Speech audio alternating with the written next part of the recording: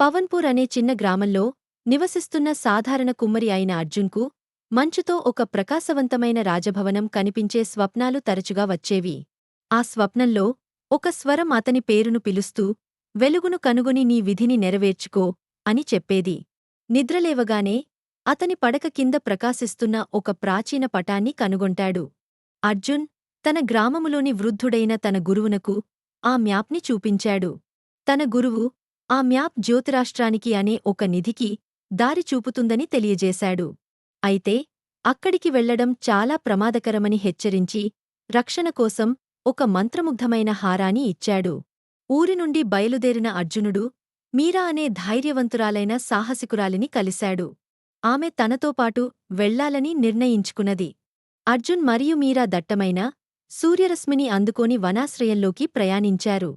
అక్కడ వారు భ్రమలకు లోనై నీడల రూపంలోని దుష్టశక్తుల దాడికి గురయ్యారు. అయితే మంత్రముగ్ధమైన హారాన్ని ధరించిన అర్జునుడు ఆ దుష్ట నీడలను తిప్పికొట్టాడు.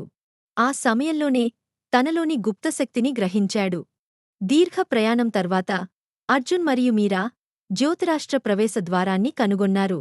అది ఒక ఆశ్చర్యకరమైన జలపాతం వెనుక దాగ ఉంది. వారు ఆ ద్వారాన్ని దాటి వెళ్లగానే రాజ్యపు శిథిలాలు దర్శనమిచ్చాయి. అవి ఒక అద్భుతమైన ప్రకాశంతో నిండి ఉన్నాయి. రాజభవనం దెబ్బతిన్నప్పటికీ ఇప్పటికీ గంభీరమైన మరియు సుందర వాతావరణాన్ని వెలువరిస్తోంది.